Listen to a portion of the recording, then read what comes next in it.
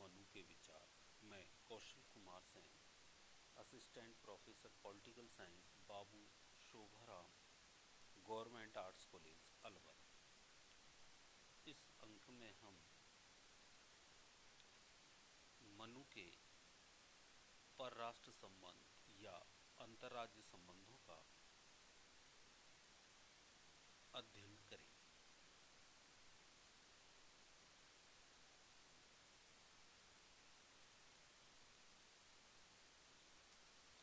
मनु ने दूसरे राज्यों के साथ किस प्रकार संबंध निभाए जाएं, इसके लिए कुछ नियम और सिद्धांत दिए हैं जो मनु के परराष्ट्र संबंधी विचार या अंतर्राज्य संबंधी विचार कहे जाते हैं। मनु के अनुसार परराष्ट्र संबंध या अंतर्राज्य संबंध का अर्थ है कि अपने राज्य तथा अन्य राज्यों के बीच संबंधों का अध्ययन।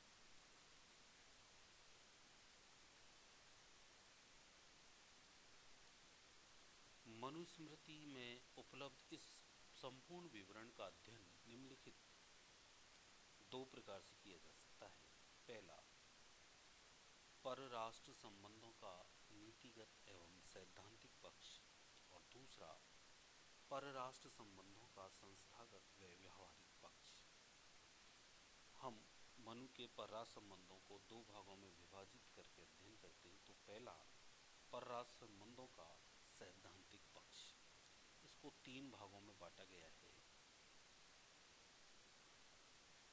पहला है राज्यमंडल सिद्धांत, दूसरा साडेगुण नीति, और तीसरा है नीति के चार उपाय। सबसे पहले मनु ने राज्यमंडल सिद्धांत का निर्माण किया है, जिसमें मनु बीजू बीसु अर्थात जो विजय की इच्छा रखने वाला राज्य है, उसके आगे के और पीछे के राज्यों को मिला के एक मंडल सिद्धांत का निर्माण किया है। प्राचीन भारत में अनेक छोटे छोटे राज्य पाए जाते थे।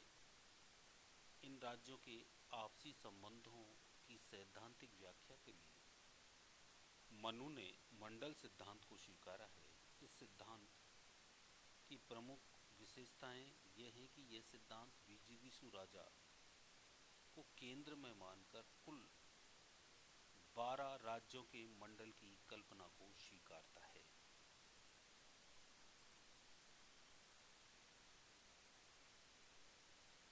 यह सिद्धांत भूगोल एवं राजनीति की घनिष्ठता को स्वीकार करता है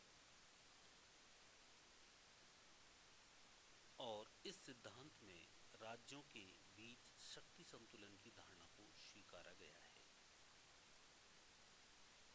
मनु ने संपूर्ण राजमंडल में 12 प्रकृतियां स्वीकार की हैं। इस राजमंडल का केंद्र स्वयं बीजू बीसु राज्य होता है, जैसा कि इस चित्र में दिखाई दे रहा है। जो मध्य में है वह बीजू बीसु राज्य है। यह बीजू बीसु राज्य विजय की इच्छा रखने वाला राज्य होता है। जिसके आगे की ओर पहला राज्य बीजू बीसु से शत्रुता रखता है, उसे मनु ने अरि राज्य कहा है। अरि का मतलब शत्रु। मनु ने सबसे मध्य में बीजू बीसु को रखा है और बीजू बीसु के बिल्कुल सामने जो राज्य होता है, अर्थात बीजू बीसु से आगे की ओर जो बीजू बीसु राज्य से जो राज्य जुड़े होते हैं या लगे होते हैं, वो उसके हर समय शत्रु होते हैं। तो बीजू बीसु के आगे आगे का जो राज्य है वह उसका शत्रु होता है, उसे अरि राज्य बोला जाता है। और बीजू बीसु के पीठ के पीछे का जो लगा हुआ राज्य है वह पीठ के पीछे का शत्रु अर्थात पार्श्वनिग्रह कहा जाता है। आगे जो बीजू बीसु का अरि राज्य है, तो शत्रु राज्य, उससे जुड़ा हुआ जो राज्य है वह अरि शत्रु अर्थात बीजू बीसु का मित्र राज्य होता है। अर्थात बीजू बीसू से तीसरा आगे की ओर, क्योंकि वह अरि शत्रु राज्य से जुड़ा हुआ राज्य, इसलिए उसको अरि का तो शत्रु होता है, इसलिए उसे अरि शत्रु बोलते हैं, लेकिन वह बीजू बीसू का मित्र होता है। इसी प्रकार पीछे आक्रंद, यह बीजू बीसू के जो पीछे का शत्रु है पाशुनिग्रह, उसका तो शत्रु होता है और बीजू बीसू का ये मित्र होता है। इसी प्रकार आगे की ओर अरिमित्र, अर्थात अरि शत्रु से जुड़ा हुआ राज्य अरि का मित्र होगा, मतलब उसके शत्रु राज्य का, जो बीजू बीसू का शत्रु है अरि, उसका तो वह मित्र होगा और बीजू बीसू का वह शत्रु होगा। इसी प्रकार पीछे की ओर पाशुनी ग्राहासार, यह बीजू बीसू के पीठ पीछे के शत्रु का तो मित्र और बीजू बीसू का पीठ पीछे का शत्रु कहा जाता है। इस प्रकार ये आगे और पीछे दोनों तरफ चलती हुई 12 कोटियां राज्यमंडल में मनु ने स्वीकार की हैं। राज्यमंडल के इन विभिन्न राज्यों की शक्ति को नापने का सरल तरीका यह है कि इन राज्यों की मूल प्रकृतियां एवं द्रव्य प्रकृतियों पर विचार किया जाए।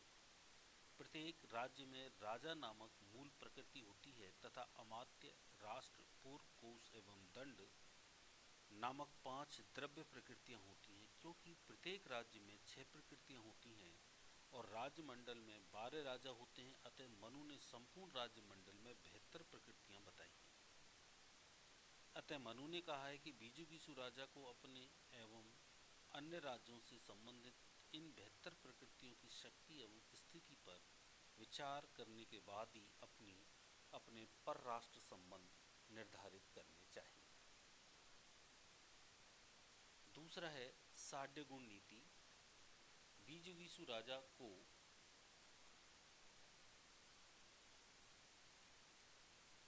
समस्त राज्यमंडल के प्रसंग में अपनी विदेश नीति के उद्देश्य तय करने चाहिए और तब इन उद्देश्यों की प्राप्ति के लिए साढ़े गुण नीति का प्रयोग करना चाहिए।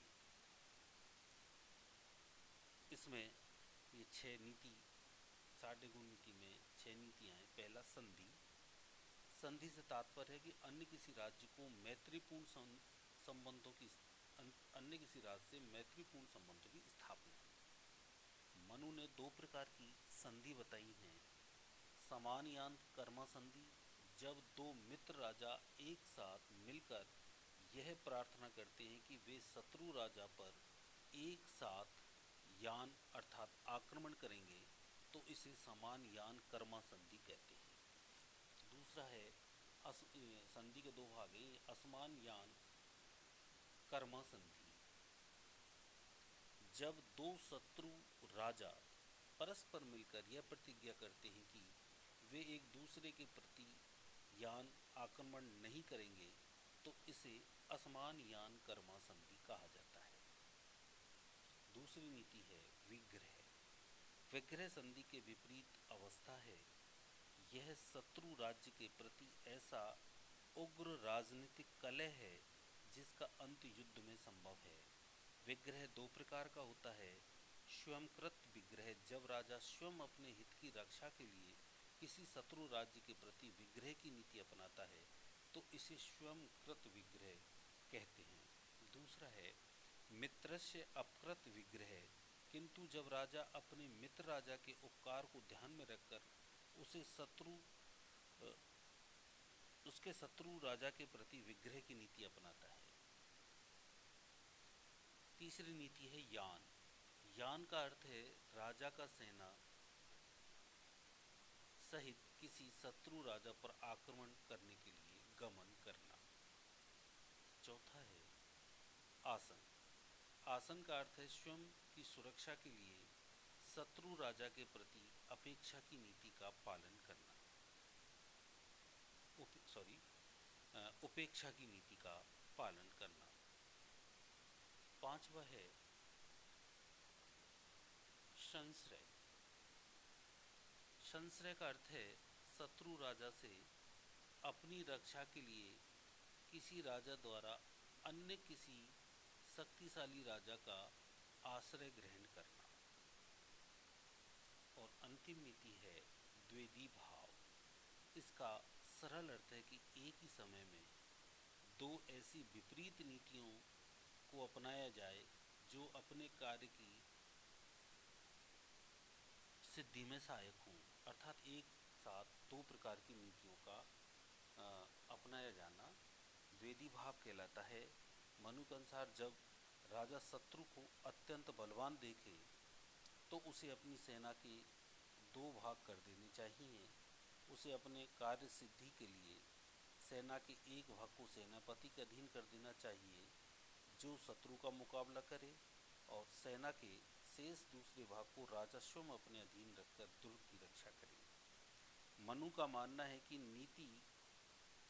नीतिज्ञ राजा को उपरोक्त नीतियों का पालन इस प्रकार करना चाहिए कि न केवल शत्रु अपितु मित्र राजा भी स्वयं से अधिक शक्तिशाली ना हो। तीसरा है नीति के चार उपाय। मनु ने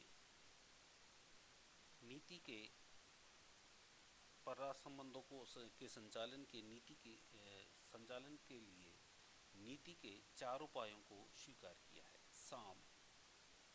साम का सामान्य अर्थ है विपक्षी के प्रति प्रेम प्रदर्शन, प्रियवाणी एवं विशेष आदर सत्कार का व्यवहार करके उसके विरोधी भाव को शिथिल करना। दूसरा है दाम, विपक्षी को वस्तु भूमि धन का उपहार देकर अपने अनुकूल बनाना। तीसरा है भेद, प्रबल विपक्षी गुट में मतभेद उत्पन्न करना। भेद नीति को दो प्रकार से अपनाया जा सकता है, शत्रु राजा और उसके मित्र राजा के बीच भेद उत्पन्न करना। दूसरा, शत्रु राजा और उसकी प्रकृतियों अमात्य सेनापति प्रजाजन में मतभेद उत्पन्न करना। अर्थात भेद नीति द्वारा प्रबल शत्रु की शक्ति को क्षीण किया जाता है। अगला है दंड का तात्पर्य है शत्रु राजा का बलपूर्वक दमन करना। इस प्रकार नीति के ये चार उपाय अपनाए जाने चाहिए। मनु ये भी कहता है कि प्रारंभ में ही दंड नीति को नहीं अपनाया जाना चाहिए। तो ये सैद्धांत परराष्ट्र संबंधों का सैद्धांतिक पक्ष। अब दूसरा है परराष्ट्र संबंधों का संस्थागत एवं व्यवहारिक पक्ष।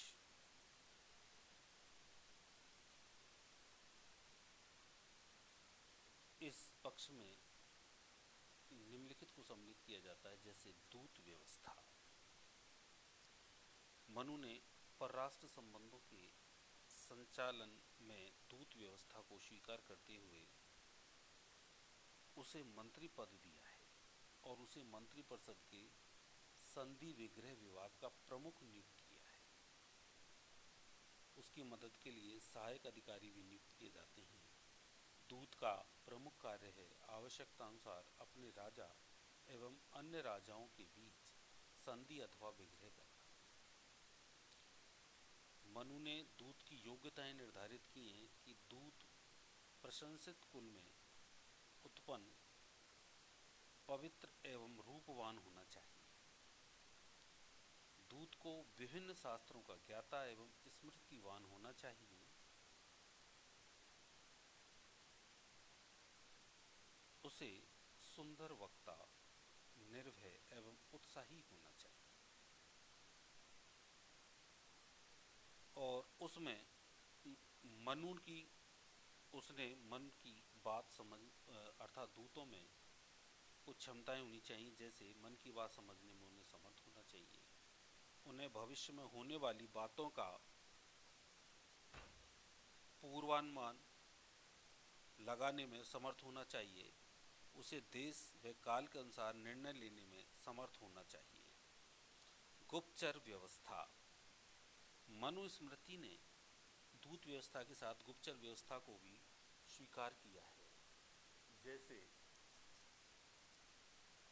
मनु ने अपने परराष्ट्र की रक्षा एवं वृद्धि के लिए गुप्तचर व्यवस्था के महत्व को स्पष्ट किया है कि राजा को अपनी पंचवर्ग व्यवस्था से मदद लेनी चाहिए। मनु ने पंचवर्ग शब्द का अर्थ स्पष्ट नहीं किया है, किंतु मनुस्मृति के टीकाकार कुल्लक भट्ट के अनुसार पंचवर्ग का अर्थ है 5 प्रकार के गुप्तचरों से है। तो पहली 5 प्रकार के गुप्तचरों में पहला है कापटी, ऐसे गुप्तचर जो छल व कपट के व्यवहार में कुशल हों। दूसरा है उदास्थित, ऐसे गुप्तचर जो साधु के रूप में झूठी प्रसिद्धि प्राप्त करते हैं और अपने संपर्क में आने वाले राजा के प्रति राजा के द्वेषी वर्ग के गुप्त रहस्यों का पता लगा सकते हैं। अगला है कृषक। कृषक से तात्पर्य है कि ऐसे गुप्तचर जो नकली किसान का जीवन बिताते हैं हुए गुप्त कार्यों की जानकारी प्राप्त करते हैं। वाणिज्यिक का अर्थ है, अगला है वाणिज्यिक, और वाणिज्यिक का अर्थ है नकली व्यापारी के रूप में कार्य करना। और अंतिम 5वां तापस, नकली तपस्वी के रूप में विचरण करते हैं। युद्ध संबंधी विवरण। तीसरा है युद्ध संबंधी विवरण। युद्ध का औचित्य। मनु ने राष्ट्र की रक्षा के लिए युद्ध को स्वीकारा है, किंतु मनु इसे अंतिम साधन के रूप में अपनाने पर बल देते हैं। भारतीय जलवायु को देखते हुए मनु ने मार्गशीर्ष, फागुन एवं चैत्र मास को शत्रु के विरुद्ध युद्ध के लिए उचित काल माना है। युद्ध के प्रकार। मनु ने 2 प्रकार स्वीकारे हैं युद्ध के। पहला कूट युद्ध, दूसरा धर्म युद्ध। कूट युद्ध का सरल अर्थ है कपट युद्ध, अर्थात ऐसा युद्ध जिसमें युद्ध के नैतिक नियमों का उल्लंघन उचित माना जाता है। कूट युद्ध के अंतर्गत शत्रु के विरुद्ध कर्षण एवं उत्पीड़न को युद्ध की नीति अपनाई जाती है। मनु के अनुसार शत्रु राजा के राज्य को घेरकर उसके अन्न, घास, जल, ईंधन आदि को नष्ट करके उसे पीड़ित किया जाना चाहिए। दूसरा धर्म युद्ध। सामान्यतः मनु ने धर्म युद्ध का समर्थन किया है।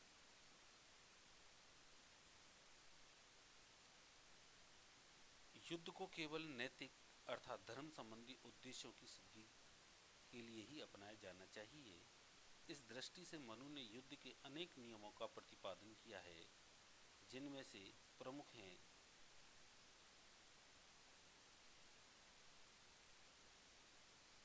अपने शत्रु को भली भांति युद्ध के लिए सचेत करके ही युद्ध किया जाना चाहिए।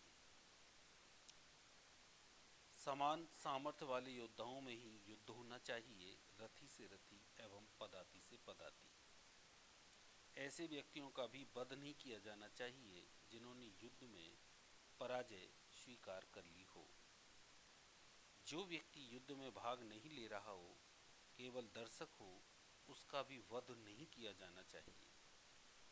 युद्ध में विषयुक्त, अग्नियुक्त आयुध एवं कूट आयुधों का प्रयोग नहीं किया जाना चाहिए। अंतिम है पराजित राष्ट्र के प्रति विजेता राजा के व्यवहार के नियम। मनु के अनुसार विजेता राजा को सर्वप्रथम पराजित राजा की प्रजा को अभय दान देने की घोषणा करनी चाहिए। धर्मशील व्यक्तियों का सत्कार करना और उनका आशीर्वाद लेना चाहिए तथा युद्ध में जिन प्रजाजनों को हानि हुई है उनकी आर्थिक मदद करनी चाहिए। उन्होंने विजेता राजा को पराजित राजा के प्रति व्यवहार के 2 विकल्प बताए हैं कि विजेता राजा को चाहिए कि वह पराजित राजा को सम्मानपूर्वक पदमुक्त कर दे और यदि जरूरी हो तो उसे राजोचित सत्कार एवं सुविधाओं के साथ बंदी गृह में रखे। यदि पराजित राजा के प्रति उपरोक्त व्यवहार की आवश्यकता नहीं हो तो उसे ही राजगद्दी पर बने रहने देना चाहिए। इस प्रकार मनु के ये परराष्ट्र संबंधों के सैद्धांतिक और व्यवहारिक पक्ष का अध्ययन हमने किया, जिससे हमें विदित होता है कि इनमें यथार्थवादी एवं आदर्शवादी पक्षों के बीच उचित तालमेल मनु के द्वारा स्थापित करने का